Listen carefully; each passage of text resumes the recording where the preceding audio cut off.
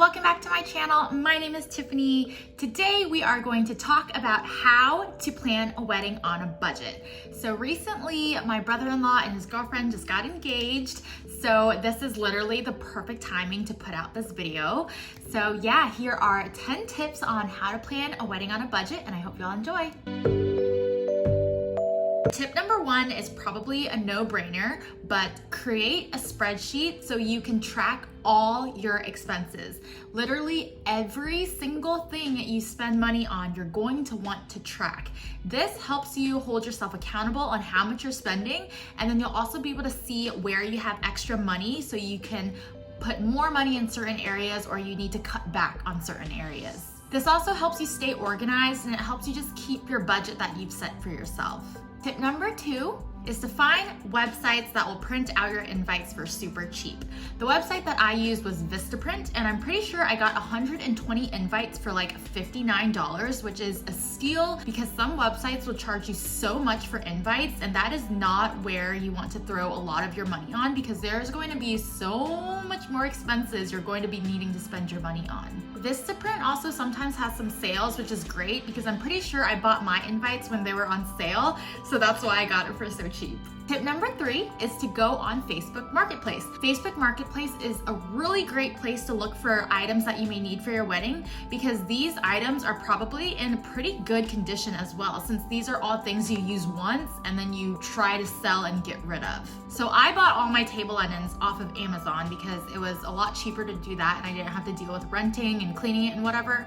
And so I actually sold all my linens for like half the price on Facebook Marketplace, and some of them weren't even open. So whoever bought my linens were getting a steal. So definitely go on Facebook Marketplace and check that first and see what you can buy off of there because you can save so much money that way.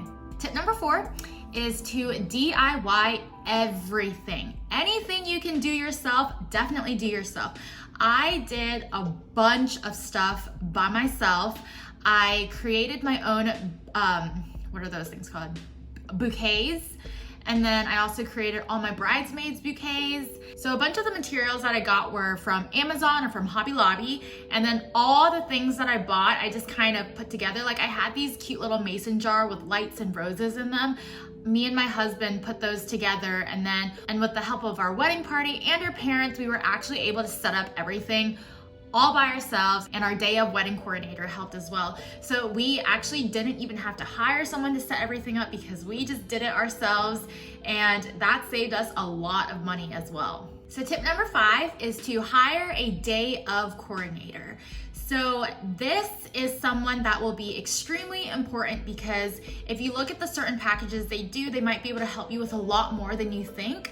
So if you're planning to DIY your wedding, you're probably planning on literally planning everything by yourself too.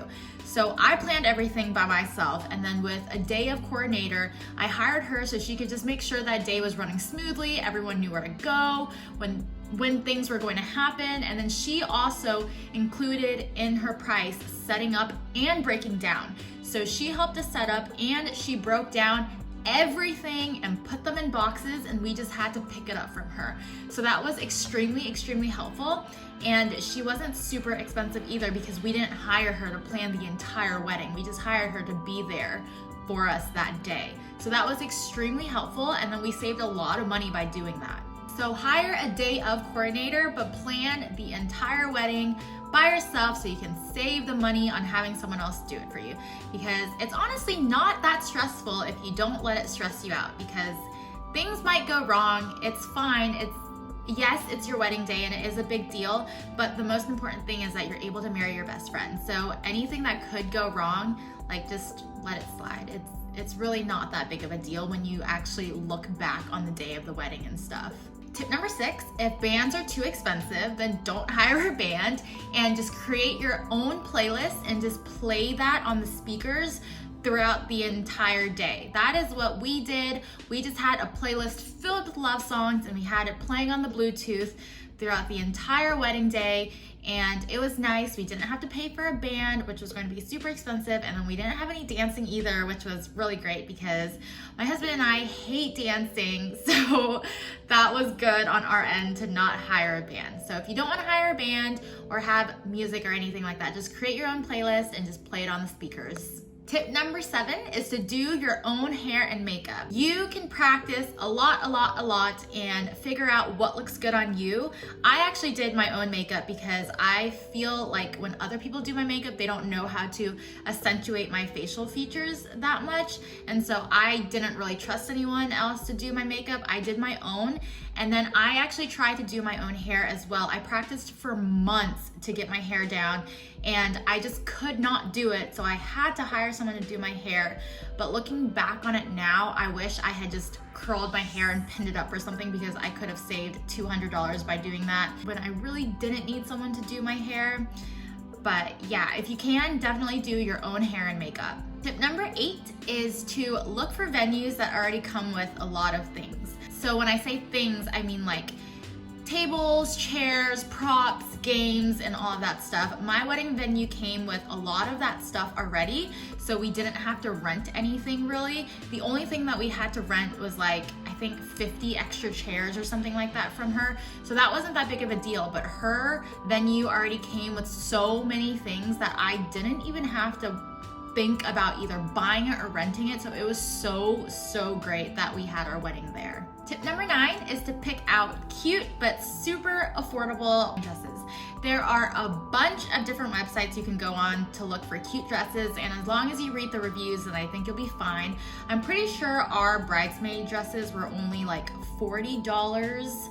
I did not want anyone spending over $50 on the dress, because if I personally didn't want to spend over $50 on a dress, then I definitely did not want my wedding party to do that either, because that's just ridiculous. And it's literally a dress that you wear for one day. So if you are planning on buying your bridesmaid dresses, then just find something that's cute but still super affordable. Tip number 10 is to ask for help if you can. If Chad and I did not ask for help from our parents or our wedding party, we would not have been able to get as much done as we wanted to, and we probably would have had to hire people to do all of that stuff. So our wedding party and our parents were so helpful in basically just making sure the entire day ran super smoothly and helping us set up and just make everything perfect. So without their help, we definitely could not have been able to do it. So don't be afraid to ask for help if you can get it. I literally that morning did my makeup, got my hair done, went to the venue and started setting up with everyone, so I didn't have to hire someone to actually set up everything on the day. It was really hot that day too, so I was getting kind of sweaty, but everything looked so good. And then Chad's mom was just like, you just need to go inside, your hair and makeup's done, like just leave this to us, don't worry about it. And so all of them ended up just like figuring everything out and just setting everything up, and it was amazing. So if you can ask for help, let people help you, because that will definitely save you a lot as well. That is my 10 tips on how to plan a wedding on a budget. If you have any comments or questions, definitely leave them down below. Don't forget to like, comment, and subscribe, and I'll see y'all in my next video.